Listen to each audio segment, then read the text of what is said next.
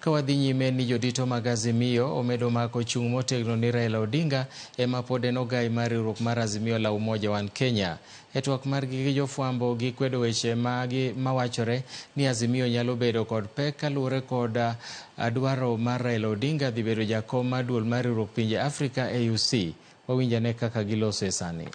By the floods and adhere to effective disaster management strategies.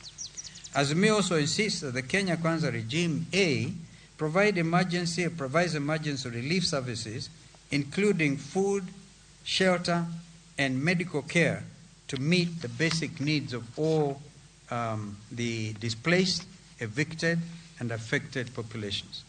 B, deliver assistance in rebuilding homes and infrastructure destroyed by the floods with an emphasis on sustainable development and disaster-resilient construction. C, develop and strengthen infrastructure and systems that enhance the country's resilience to natural disasters and facilitate effective response mechanisms. And D, fast-track policies and legislative frameworks that focus on comprehensive disaster risk reduction and climate adaptation measures and ensure active community involvement in these processes. Number 2, the doctor strike is another disaster. Azimio expresses concerns over the 2 months of doctor strike that has disrupted healthcare services in the country. This is another disaster that has been occasioned by disastrous Kenya Kwanza regime in its failure to fully promptly address the doctors' concerns. The doctor strike continues to highlight the incompetence of the Kenya Kwanza regime in dealing with the healthcare system in our country. The response from the regime has not only been inadequate, but also completely out of touch with the reality facing the people.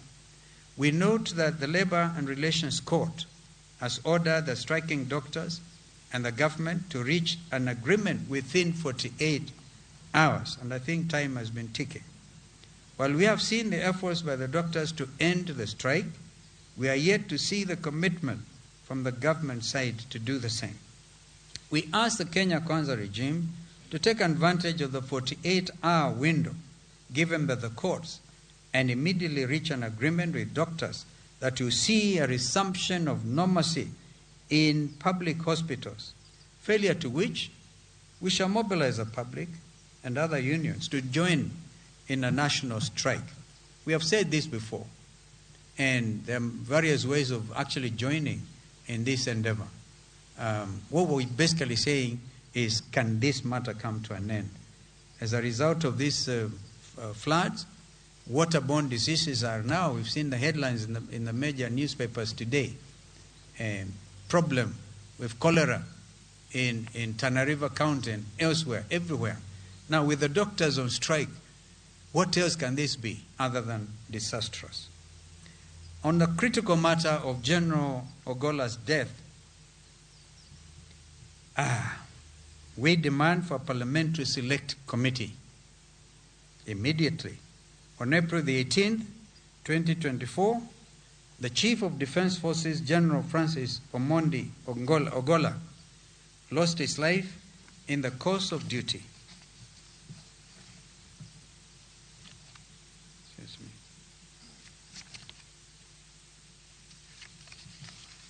Together with 9 other gallant officers of KDF.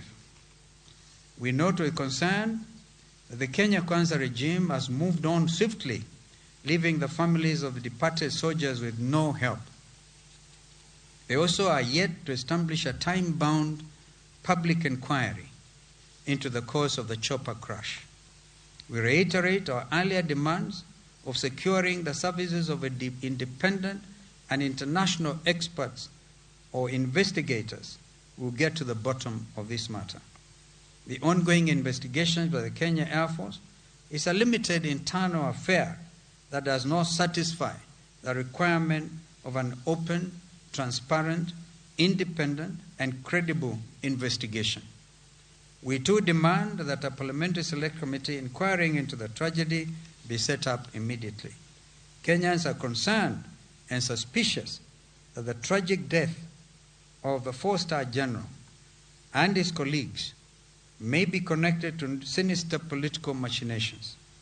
This is particularly so given the unsubstantiated allegations against his person relating to the 2022 presidential elections.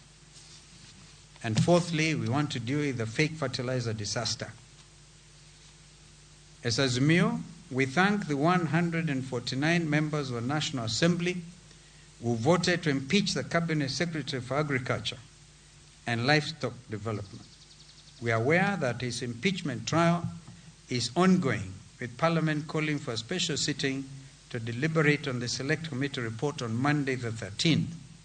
We expect that 11 members of the Select Committee will honor the vote of the 149 members and confirm Linturi's impeachment from office. Linturi's reign as the Minister of Agriculture and Livestock Development has been nothing short of a disaster. Kenyan farmers were supplied with fake fertilizer that not only destroyed the entire planting and harvest season, but also degraded their land. The entire land has now become economically unviable for many seasons to come. This can only be described as economic sabotage. Apart from the impeding impeachment, Linturi must also be tried in the anti-corruption courts for the crimes of economic sabotage. Finally, we urge all Parliament to critically scrutinize the budget policy statement and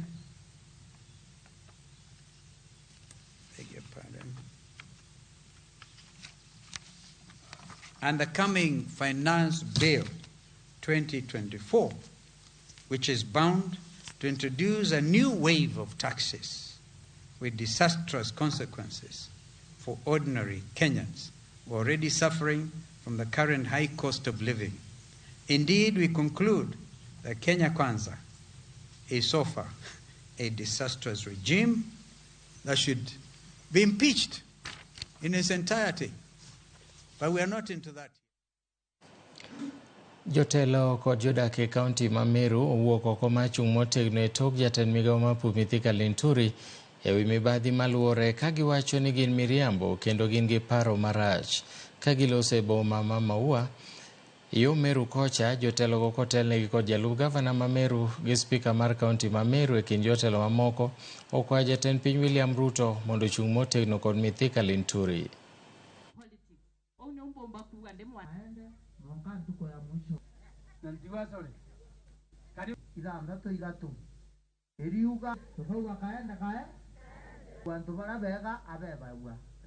Sisi tunaomba His Excellency William Ruto, vile sisi tulishikana na tukasimama na wewe na watu wa Rift Valley na tukasema kiti ende Rift Valley, pia tafadhali tunamuomba nyinyi msimame na sisi wakati tuko na shida. Kijana yetu Waziri Mithika Linturi asikaulizwe swali dogo ama kubwa, na tunasema Linturi si alitengeneza fertilizer, Linturi si mwenye surprise fertilizer, Linturi si mwenye alilipa. Serikali ifanye usunguzi. Our able president, I want to affirm to you that when you gave Mithika Linturi the position of the CS, it is because of the votes that the people of Meru stood with you and voted, and we became number 4 in the votes that were casted in the whole country.